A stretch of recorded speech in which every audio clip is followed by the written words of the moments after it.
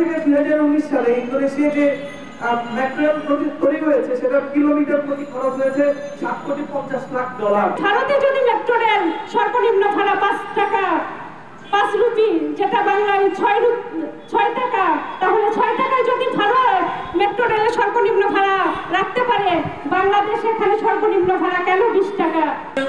স্বপ্ন এই দেশের জনগণ দেখছে, আমরা দেখছি, ফলে আমরা সেই জায়গা থেকেই কিন্তু আমরা এসে কথা বলছি, আমরা আমাদের দাবিটি তুলছি।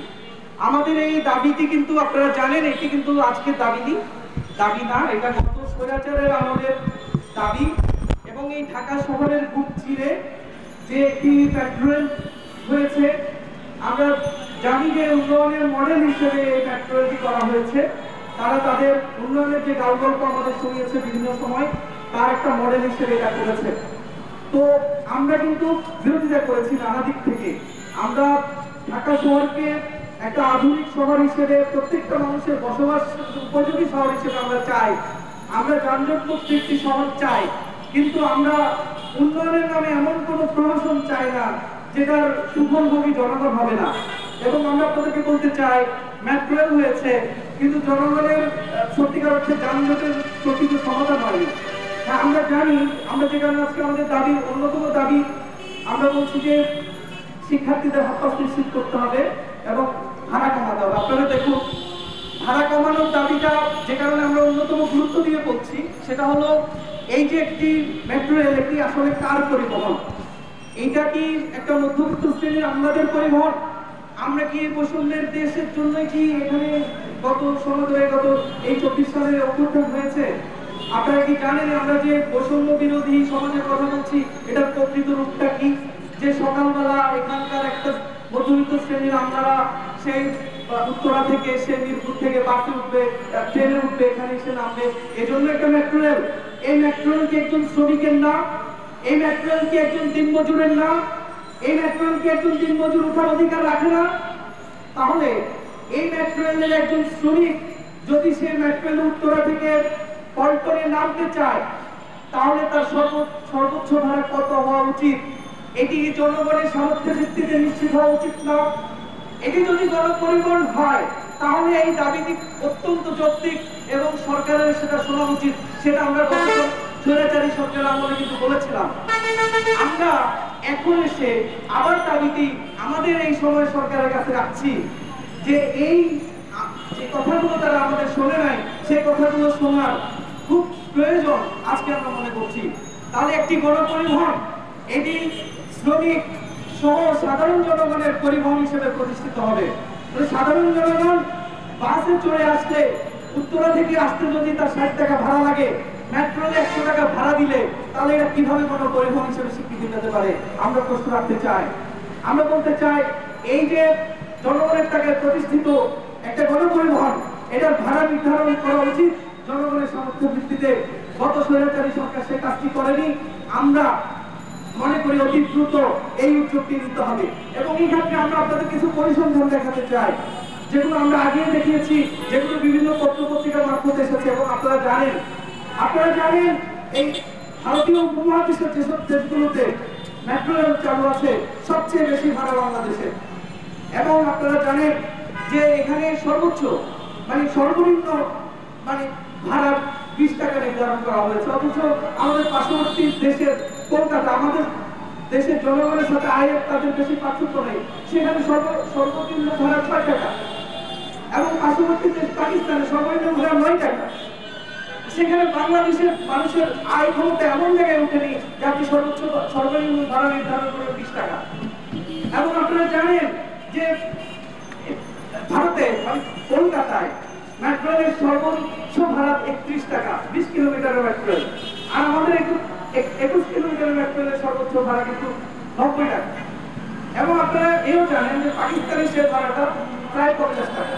তাহলে আমরা যদি দেখি যে ভারতীয় উপমহাদেশের দেশগুলোর মধ্যে খুব বেশি পার্থক্য নেই, তাহলে এখানে এই যে ভাড়া নির্ধারণ করা হলো একটা স্বৈরাচারী সরকার আমলে, এটি কিন্তু এখানকার জনগণের সামর্থ্য এবং পার্শ্ববর্তী দেশগুলোর সাথে কম্পেয়ার করে যে পরিমাণ কমানো দরকার, সেই পরিমাণ কিন্তু তারা করেনি।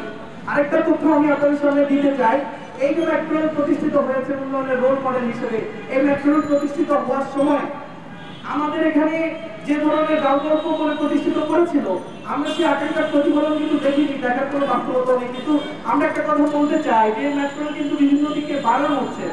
তাহলে এই সময় এই অনুসন্ধানটা সরকারকে করতে হবে। এই যে মেট্রো রেল তৈরি হলো, এই যে পদ্মা সেতু তৈরি হলো, আমরা দেখেছি এই মেট্রো রেল কিন্তু আমাদের সর্বশেষ এই স্বৈরাচার বিরোধী আন্দোলনে একটা গুরুত্বপূর্ণ ভূমিকা রেখেছে জনগণের পক্ষে। সেটা হলো এই স্বৈরাচারী সরকার মেট্রো রেলের প্রতি যে মায়া কান্না দেখিয়েছে, সেটা জনগণকে খুব বিক্ষুব্ধ করেছে এবং সেক্ষেত্রে জনগণ যে রাস্তা নেমে এসেছে এই মেট্রো রেলের যে আকাঙ্ক্ষার জায়গা, জনগণ কেন মেট্রো রেল ভাঙতে যাবে, জনগণের আকাঙ্ক্ষার মেট্রো রেল কিন্তু এটা হয়নি। আমি আপনাদেরকে একটা পরিসংখ্যান বলি, 2013 থেকে 2019 সালে ইন্দোনেশিয়া যে মেট্রো রেল তৈরি হয়েছে সেটার কিলোমিটার প্রতি খরচ হয়েছে $7,50,00,000 এবং 2015 থেকে 2020 সালে লাহোরে যে মেট্রো রেল তৈরি হয়েছে সেটার খরচ কিলোমিটার প্রতি পড়েছে $6,61,00,000 এবং বাংলাদেশে 2017 থেকে 2023 সাল পর্যন্ত মানে মতিঝিল থেকে উত্তরা পর্যন্ত যে মেট্রো রেল 21 কিলোমিটারের যে মেট্রো রেল সেটার খরচ হয়েছে $23,40,00,000। দেখুন আপনারা যেখানে পাকিস্তানে 6 কোটি, যেখানে ইন্দোনেশিয়াতে 7 কোটি, সেখানে বাংলাদেশে খরচ হয়েছে 23 কোটি। আপনারা জানেন এখানে মহাসড়কগুলো থেকে শুরু করে এখানে যতগুলো উন্নয়ন প্রকল্প হয়েছে সবগুলোতে কোটি কোটি টাকার হিসাব। একদিকে আপনারা দেখছেন এই দেশের কোটি কোটি শ্রমজীবী মানুষ, তারা তাদের যে সাধারণ যে ন্যূনতম বেঁচে থাকার অধিকার সেগুলো ঠিক মতো নেই এবং এই নেই তো নেই, গত সরকার যেভাবে করে সেগুলো খর্ব করেছে সেগুলো আপনারা দেখেছেন। ঠিক সেখানে তারা আমাদেরকে কোটি কোটি টাকার হিসাব দিয়েছে এবং এর সাথে ছিল কোটি কোটি টাকা পাচারের হিসাব। অথচ এগুলো সব জনগণেরই টাকা, রেমিটেন্স যোদ্ধাদের টাকা, মধ্যপ্রাচ্যের তত্ত্ব বালুর মধ্যে দাঁড়িয়ে আমাদের বাবাদের টাকা। সেই কোটি কোটি টাকার হিসাব আমরা কিন্তু চাই। আমাদের বর্তমান যে সরকার, আমরা তাদের কাছে অনুরোধ করবো যে আপনারা এগুলো অনুসন্ধান করুন যে কিভাবে 6,50,00,000 যেখানে আরেকটি দেশে খরচ হয় সেখানে কিভাবে 23,00,00,000 খরচ হয়, 23,40,00,000 খরচ হয়। এটি আমরা গণমাধ্যম কর্মীদের বলতে চাই যে সামনে যে এক্সটেনশন গুলো হচ্ছে সেই এক্সটেনশনটাতে যাতে এই বাইকটা সরকার লাগাম টেনে ধরতে পারে এবং যে দুর্নীতিবাজরা এগুলো নির্মাণের সাথে জড়িত ছিল তাদেরকে দৃষ্টান্তমূলক শাস্তির আওতায় আমরা দাবি জানাচ্ছি। বন্ধুগণ, আমরা আজকে এখানে ছাত্ররা কিছু সংখ্যক ছাত্র দাঁড়িয়েছি। আমরা মানে যে একটা যৌক্তিক দাবি কথা বলেছে, আপনারা জানেন যে গত সরকারের আমলে, গত স্বৈরাচারী সরকারের আমলে এখানে হাফ পাসের দাবিতে, বাসের হাফ পাসের দাবিতে কিন্তু রাস্তায় রক্ত ঝরেছে, হেলমেট বাহিনী দিয়ে পেটানো হয়েছে, মামলা হয়েছে, সে মামলাগুলো এখনো অনেকের বিরুদ্ধে আছে। এই হামলা মামলার দৃষ্টান্ত আওয়ামী সরকারের আমলে অসংখ্য। আমরা সেটাকে একটা ফ্যাসিবাদী রাষ্ট্র বলে সেটার বিরুদ্ধে জেহাদ ঘোষণা করে হাজারো শ্রমিক জনতার রক্তের বিনিময়, ছাত্র শ্রমিকের রক্তের বিনিময় আমরা এই দেশ পেয়েছি। আমরা বলতে চাই কি কি অধিকার আমাদের আছে। আমরা বলতে চাই যে এখানে যে সংকটগুলো সত্যিকার অর্থে শিক্ষা ব্যবস্থায়, স্বাস্থ্য ব্যবস্থায়, সেগুলোকে ফাইন্ড আউটের যথেষ্ট উদ্যোগ রাষ্ট্রকে নিতে হবে এবং সেক্ষেত্রে আমরা খুব জানাতে চাই যে এখানে একজন ছাত্রের আসলে সত্যিকার আয়ের উৎসটা কি। এখানে অনার্স পড়ো একটি ছাত্র, ইন্টারমিডিয়েটে পড়া একটা ছাত্র, তার আয়ের উৎসটা কি। আমরা দেখবো যে পরিবারের সামর্থ্য থাকলে একটি ছেলে এখানে পড়াশোনা করতে পারছে, পরিবারের সামর্থ্য ছেলে না থাকলে পারছে না। বেশিরভাগ গ্রাম থেকে আসা ছেলেরা এখানে ঢাকা শহরের বিভিন্ন অঞ্চলগুলোতে থাকে, দূর দূরান্তে যেখানে একটু ভাড়া কমে থাকা যায়। তাই সেই ছেলেটি উত্তরা থেকে আসার সময় যদি সে প্রতিদিন আসা যাওয়ায় 200 টাকা ভাড়া খরচ করতে হয়, তাহলে তার পক্ষে তো অন্তত তার পড়াশোনার খরচ নির্বাহ করাটা কঠিন। আমরা বলতে চাই এই যে একটা অযৌক্তিক ভাড়া নির্ধারণ হয়েছে, এটাকে সর্বনিম্ন পর্যায়ে নামিয়ে আনতে হবে এবং শিক্ষার্থীদের ক্ষেত্রে অবশ্যই এটাকে একটা যৌক্তিক দাবি হিসেবে হাফ পাস নির্ধারণ করতে হবে। মেট্রো রেল একটা গণপরিবহন, তাহলে এই গণপরিবহন মেট্রো রেলটা যখন চালু করা হলো, ঢাকার যানজট নিরসনের কথা বলে এই মেট্রো রেল প্রকল্প বাস্তবায়ন করা হয়েছে। যদিও যখন এই মেট্রো রেল চালু করা হয় সে সময়ই সরকারের পক্ষ থেকে এই মেট্রো রেলে যে বিপুল অর্থ ব্যয় হয়েছে সেই ব্যয়ের অজুহাতে প্রথম থেকেই অতিরিক্ত ভাড়া নির্ধারণ করা হয়েছিল। আমরা তখনই এই ভাড়ার প্রতিবাদ জানিয়েছিলাম যে আমাদের দেশের, হ্যাঁ খুব ভালো কথা যে মেট্রো রেল চালু করছেন, মেট্রো রেলে খুব অল্প সময়ে এক জায়গা থেকে আর এক জায়গায় যেতে পারবে, জার্নিটা আরামদায়ক হবে, এ তো ভালো কথা। কিন্তু এটার সাথে সাথে সরকারের পক্ষ থেকে বলা হয়েছিল যে এই মেট্রো রেল ধনী গরিব সবার নাকি পরিবহন। তাহলে আমরা বলতে চাই এই গণপরিবহনে আমাদের দেশের যে সীমিত আয়ের মানুষ কিংবা শ্রমজীবী মানুষ, সেই মানুষ নাকি এই মেট্রো রেলে চড়তে পারে? এই মেট্রো রেলে তাদের পক্ষে চড়া শুধু অসম্ভব, কষ্টদায়ক তাই নয়, এটা তো একেবারেই অসম্ভব। এত টাকা দিয়ে চলা কিছুতেই সম্ভব না। যেখানে যদি এখন একজনকে প্রেস ক্লাব থেকে মিরপুর যেতে 30 টাকা লাগে, মেট্রো রেলে যেতে 60 টাকা লাগে, স্বাভাবিকভাবেই তো মানুষ চিন্তা করবে যে আমাকে বাসে 2 ঘন্টা জ্যামে বসে থেকে হলেও এই বাসে করেই যেতে হবে। তাহলে আমরা মনে করি যে এখানে যদি একটা সবার পরিবহন হয়, শ্রমজীবী মানুষ থেকে শুরু করে সীমিত আয়ের প্রত্যেকটা মানুষ এখানে যদি উঠতে যায়, তাহলে এই ভাড়াটা কমানো অবশ্যই খুবই জরুরি ব্যাপার। এবং আজকে এই সমাবেশের মাধ্যমে আমরা এই অন্তর্বর্তীকালীন সরকারের কাছে জোর দাবি জানাচ্ছি যে এই মেট্রো রেলের ভাড়া কমাতে হবে, একই সাথে শিক্ষার্থীদের জন্য হাফ পাস নিশ্চিত করতে হবে। শিক্ষার্থীরা আজকের ছাত্ররা আগামী দিনের ভবিষ্যৎ বলা হয়ে থাকে, তাহলে এই ছাত্রদের জন্য কেন এই ব্যবস্থা থাকবে না? কেন পরিবহনে হাফ পাস থাকবে না? এই যে আপনারা শুনলেন এতক্ষণও যে জুলাই একটা গণ অভ্যুত্থান হলো, ছাত্র জনতার অভ্যুত্থানের মধ্য দিয়ে আমরা নতুন করে এই দেশটাকে স্বাধীন করলাম, নতুন একটা দেশ পেলাম, স্বৈরাচার মুক্ত দেশ। তাহলে এই ছাত্র জনতার গণ অভ্যুত্থানের মধ্য দিয়ে যে সরকার এখন ক্ষমতায় আছে, অন্তর্বর্তীকালীন সরকার, সেই সরকারের অতি দ্রুত উদ্যোগ নিতে হবে। শিক্ষার্থী বান্ধব একটা সরকার হওয়া উচিত তাদের।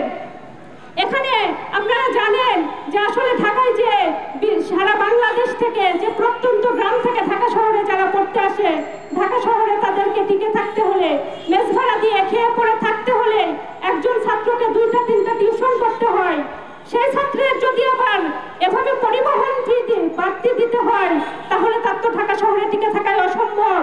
সেজন্য আমরা বলতে চাই যে আপনারা অবিলম্বে এই শিক্ষার্থীদের জন্য হাফ পাস, সেই হাফ পাস নিশ্চিত করবেন। এবং এই অন্তর্বর্তীকালীন সরকার আসবার পরে ক্ষমতায় এখন বাসে এবং বিভিন্ন পরিবহনে এই হাফ পাস নেওয়া শুরু হয়েছে ছাত্রদের জন্য। তাহলে এই মেট্রো রেল যদি একটা গণপরিবহন হয়ে থাকে এবং এটা যদি আমাদের দেশের মানুষের এবং ছাত্রদের জন্য হয়ে থাকে, তাহলে এই মেট্রো রেলের ভাড়া কমাতে হবে এবং শিক্ষার্থীদের জন্য হাফ পাস সেটা নিশ্চিত করতে হবে।